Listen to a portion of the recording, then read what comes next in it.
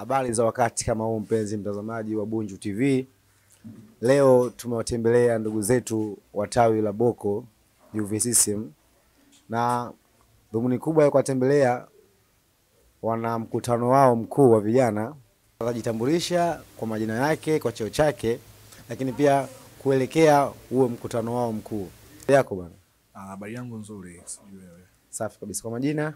Majina yangu naitwa Musa Chumita, ni katibu mwenye dhamana ya umoja wa vijana katika tawi hili la Boko. Karibu sana.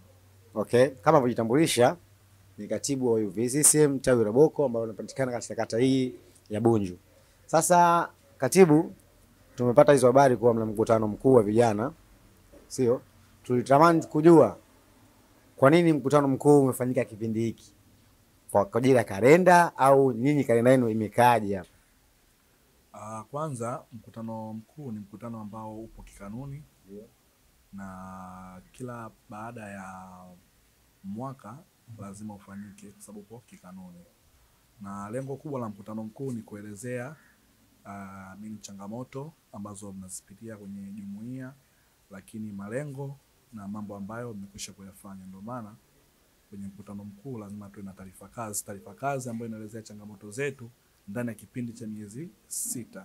Apart from zile za miaka 5 ya awamu nzima, kuna kuaga na taarifa kazi ambayo inaelezea kipindi cha miezi 6 na miezi 12 mimi mwaka mzima. Kwa hiyo mkutano wetu mkuu ambao utaenda kufanyika siku ya tarehe 4, siku ya Jumapili, tutakuwa na taarifa kazi. Mkutano wao mkuu upo kikanuni kabisa, na wanaruhusiwa kufanya mkutano kila mwisho wa mwaka. Endapo wanaenda kufunga mwaka, kikanuni wanaruhusiwa kufanya mkutano mkuu na kuelezea vitu ambavyo nimevitaja hapo mwanzo. Sasa katika vitu vyote umesema mkutano ni kwa ajili ya vijana, lakini nyinyi kama vijana au kama viongozi wa tawi la Boko UVCCM mmeamua kwa heshima na taadhima kumwalika mwenezi wa kata ya Bunju, ndugu Shabir Akbaru. Nikikuuliza, unajua kata na viongozi wengi, nikikwambia unipe sifa za Shabir Akbaru ambaye ndio katibu mwenezi wa kata ya Bunju, sifa yake kubwa ni nini?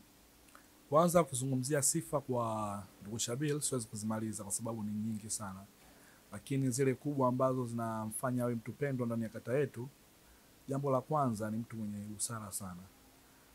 Busara kwa maana ya anapokutana na mtu wa aina ya lika lolote huwa anamtreat kulingana na lika lake. Kwa hiyo ni mtu pendwa kwa watu wengi.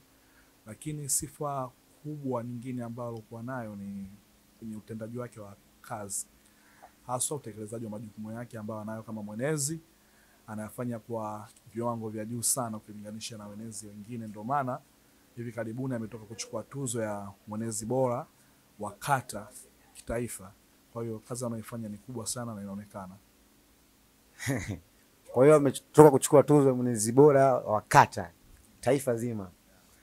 Okay, nafikiri mpaka hapo mpenzi mtazamaji utakuwa umesikiliza jambo ambalo vijana wanaenda kulifanya UVCCM kutoka hapa Boko, lakini umesikia sifa za mgeni rasmi. Kwa heshima na taadhima mpaka wamempa huo ugeni rasmi, sio kwamba wamekurupuka au sio kwa sababu ya cheo chake, hapana.